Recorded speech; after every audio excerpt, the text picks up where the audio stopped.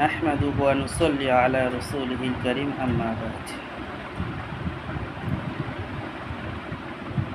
আজ আমি মহিলাদের হায়াস হলে বা ঋতুমতী হলে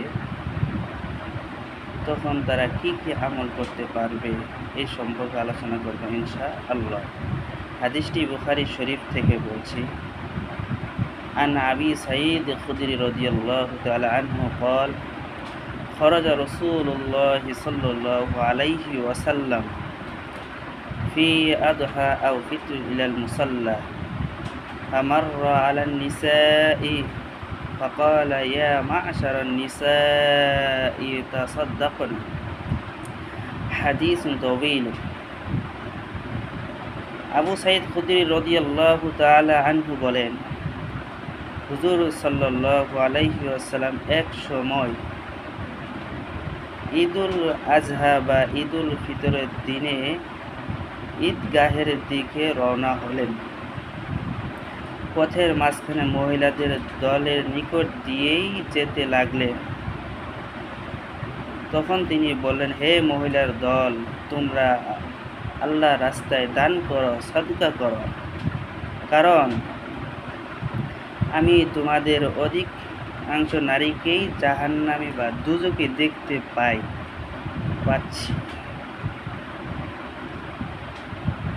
তখন মহিলারা জিজ্ঞাসা করল, ইয়া রাসূলুল্লাহ, দোজখী হওয়ার কারণ কি? হুজুর সাল্লাল্লাহু আলাইহি সাল্লাম বললেন, কারণ তোমরা বেশি বেশি লানত অভিশাপ বর্ষণ করো এবং স্বামীর অকৃতজ্ঞতা আদায় করো।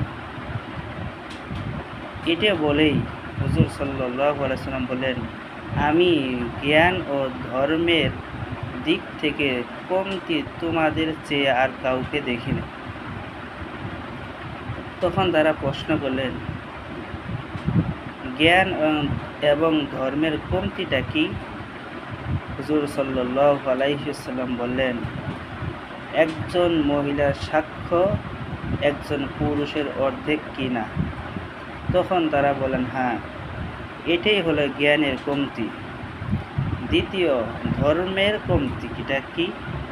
তখন হুজুর সাল্লাল্লাহু আলাইহি সাল্লাম বললেন, যখন তোমরা হায়াসগ্রস্ত হও তখন তোমাদের নামাজ আদায় করতে হয় না, রোজা রাখতে হয় না এবং তোমরা বাইতুল্লাহ শরীফকে তোয়াফ করতে পারো না এবং কুরআন কারীমকে